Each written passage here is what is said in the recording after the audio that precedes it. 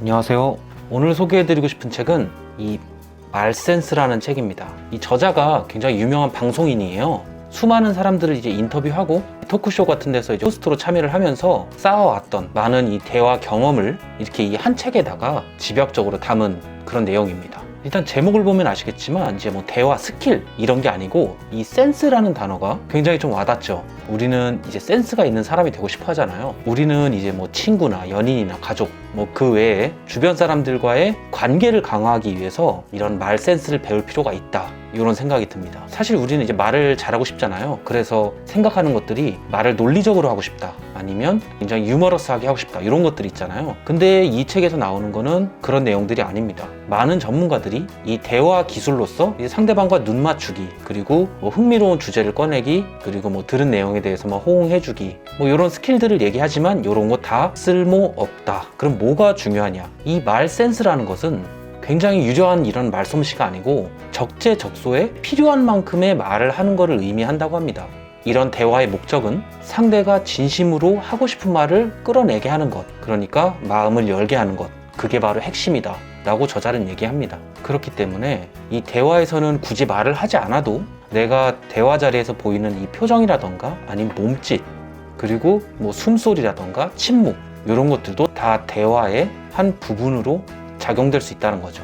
이 책이 되게 재밌는 건 뭐냐면은 우리가 대화를 하는 와중에 가지고 있는 이런 나쁜 습관들, 이런 것들을 이제 짚어줘요. 우리가 평소에 인식하지 못했던 것들 있잖아요. 그 중에 하나가 뭐냐면 우리는 흔히 대화에서 선생님이 되려고 한다는 거예요. 무슨 말이냐면 상대방이 원하지 않는 충고나 조언을 자꾸 해주려고 한다는 거죠. 왜냐? 누군가에게 이런 충고나 조언을 함으로써 상대방을 통제하고 싶어하는 욕구가 있기 때문이래요. 근데 중요한 점은 이런 원하지 않는 충고나 조언은 내가 한다고 해서 상대가 받아들이지도 않고, 그리고 나로 인해서 바뀌지도 않는다. 이걸 우리가 알아야 된다는 거죠. 근데 이것보다 더 큰 문제가 있습니다. 더 큰 문제는 뭐냐면 우리가 자꾸 우리 얘기를 하려고 한다는 거예요. 한 연구에 따르면 우리는 상대방하고 대화할 때 약 60% 정도를 나에 대해서 자꾸 얘기를 하려고 한다고 합니다. 자꾸 내 경험담을 얘기를 해주려고 하는 거죠, 상대한테. 왜 그렇게 우리 얘기를 하냐? 우리는 본능적으로 우리를 알리고 싶어 하기 때문에 타인과의 대화에서 자꾸 우리 얘기를 하려고 한다는 겁니다. 근데 문제는 상대도 마찬가지인 거죠. 나도 내 얘기를 하려고 그러는데 상대도 상대 얘기를 하려고 한다. 그러니까 이건 좋은 대화라고 할 수가 없죠. 서로 자기 얘기만 하려고 하는 거니까. 근데 이렇게 자기 얘기만 하려고 하는데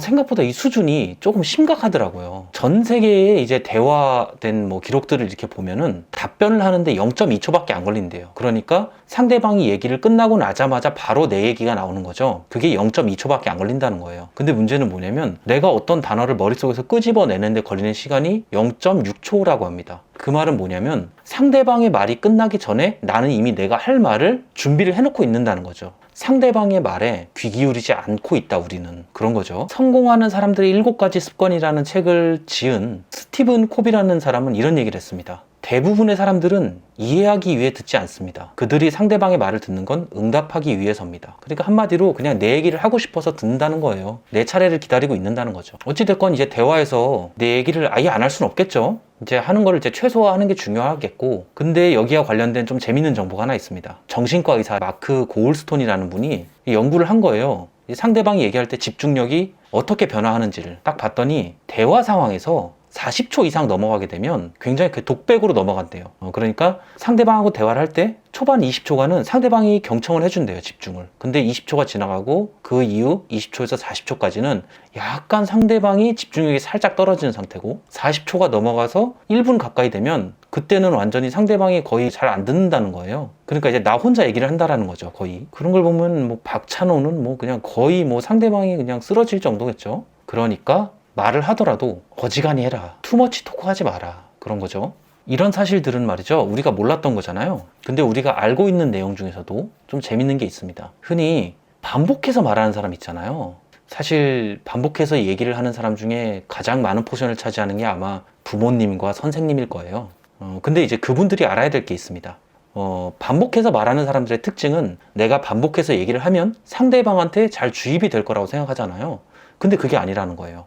중요한 정보를 반복하는 행위는 그 정보를 기억하기 쉽게 만들기보다는 무시하게 만들어 버린다는 거예요. 상대방이 한 번 딱 들었던 내용을 또 듣는 순간, 아, 저건 들었던 내용 이라고 생각을 해버리면서 그거를 한 귀로 이제 흘려버린다는 거죠.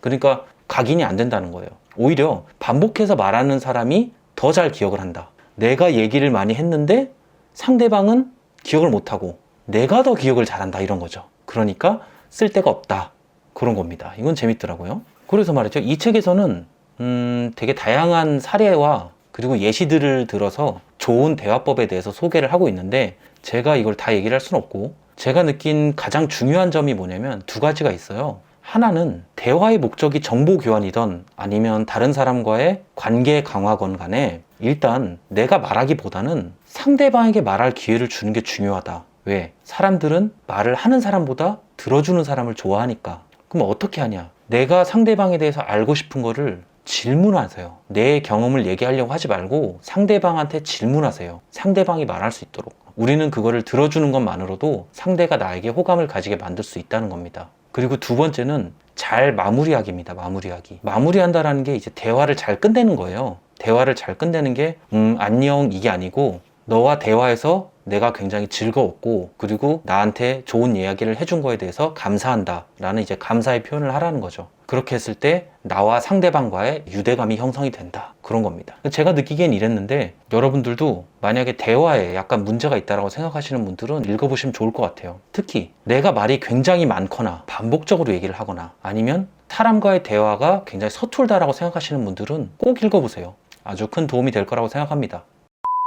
여러분들에게 좀 들려드리고 싶은 이야기가 있어요. 그게 뭐냐면 1990년 고등학교 2학년 때 청주에서 전국체전이 열렸거든요. 그리고 이제 그때 주간야구라는 당시 유일했던 야구 잡지사에서 글을 쓰는 기자분이 그라운드 안에서 저한테 인사를 건넨 적이 있어요. 그때 이제 몇 가지 질문을 하고 나서 저한테 이제 너는 나중에 좋은 선수가 되길 바란다라고 얘기를 했어요. 그리고 그 다음에 1991년 여름 국가대표로 미국에서 활약하고 왔을 때 공항에서 1년 전 그 기자 형을 만났습니다. 당시 다른 선수들과는 달리 서울에서 갈 곳이 없었던 저를 집에 데리고 가서 하룻밤을 재워주셨어요. 그 기자 형네 집에 도착해서 저는 이제 기자 형네 방 안에 있던 책상 속에서 눈을 뗄 수가 없었어요. 책상 속에는 온갖 영어로 만든 미식, 축구, 농구, 야구 잡지들이 가득했고요. 그 중에서 놀란 라이언의 책은 제 심장을 자극했습니다. 저는 기자형의 도움으로 대충 책 속의 내용을 들으면서 사진들을 관찰했고요. 저의 그런 모습을 본 그 기자형은 제게 그 책을 선물로 주셨어요. 미국 가서 좋은 성적을 낸 것보다 몇 배는 더 좋았죠. 그 뒤로 전 책 속의 놀란 라이언을 흉내내기 시작했어요. 놀란 라이언처럼 강속구 투수가 되고 싶었거든요. 그래서 러닝도 많이 하고 웨이트 트레이닝도 많이 한다는 책 속의 내용과 사진들을 따라했어요. 그리고 어느새 전 강속구 투수가 되어 있었죠. 꿈을 갖는다는 것, 그리고 꿈을 준다는 것. 그렇게 그 기자형과 저는 꿈을 주고받는 소중한 인연을 이어갔어요. 훗날 저는 최초로 코리안 메이저리거가 되었고, 그 기자형은 야구 전문 기자로서 최초의 야구단 사장이 되었어요.